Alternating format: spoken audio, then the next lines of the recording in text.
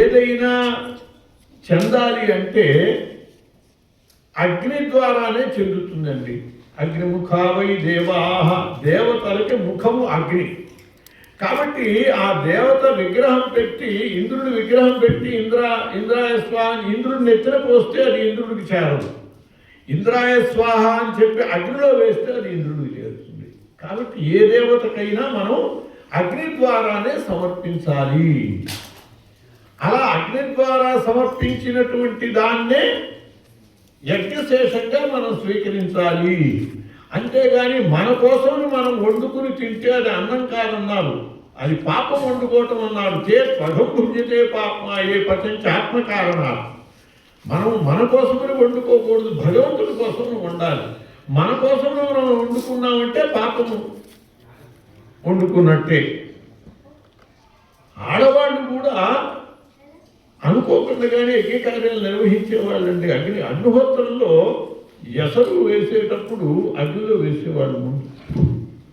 ఇప్పుడు స్టవ్లు వచ్చాక ఆ అవకాశాలు కూడా పోయాయి. మీరు చూసారో లేదో మనకి వాళ్ళు ఎసరులో వేసేటప్పుడు ముందు అగ్నిహోత్రంలో వేసేవాడు. అలా వాళ్ళు కూడా అగ్ని కార్యాలు నిర్వహించేటటువంటి వాళ్ళు. మరి అన్నీ అగ్నిలో వేస్తే అగ్నిముఖంగానే పంపిస్తే ఇక మనకి మిగిలేదేముంది? యజ్ఞశిష్టా శిరస్సంతో ముచ్యంతే సర్వకిల్బిషై. యజ్ఞశిష్టము కనుక మనం అంటే యజ్ఞం చేయంగా మిగిలిన దాన్ని మనం కనుక స్వీకరిస్తే సమస్త పాపాల నుంచి బయటపడతాము. మరి యజ్ఞంలో వేశాక ఇంకా మనం మిగిలేదేముంది, బూడిదే కదా అని అనిపిస్తుంది మనకి. అందుకోసమనే వైదికమైనటువంటి యజ్ఞం స్థానంలో లౌకికమైనటువంటి దీపారాధన ఏర్పాటు చేయబడాలండి. అఖండహీన యా పూజ సా పూజ నిష్ఫలా భవేత్ అన్నారు. మనం దీపారాధన చేయకుండా పూజ చెయ్యం, నివేదన చెయ్యం.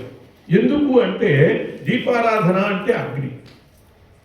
అగ్నిముఖావై అగ్ని సాక్షిగానే దేవతలకు సమర్పించాలి. కాబట్టి మనం దీపాన్ని పెట్టే ఆ అగ్ని సాక్షిగానే మనం దేవతలకి ప్రాణాయ స్వాహ అపానాయ స్వాహ అని చెప్పి సమర్పిస్తాము. అందువల్ల ఈ పదార్థం అంతా కూడా ప్రసాదం అవుతుంది. దీన్ని మనం స్వీకరిస్తే మనం పాపాల నుంచి విముక్తులం అవుతాము. అలా అలౌకికమైనటువంటి యజ్ఞస్థానంలో మనకి లౌకికమైనటువంటి దీపారాధన ఏర్పాటు చేయబడ్డది. కాబట్టి ఆ దీపారాధన సాక్షిగా భగవంతునికి సమర్పించే మనం ఏదైనా పదార్థాల్ని స్వీకరించాలి అనేటటువంటిది శాస్త్ర నియమం.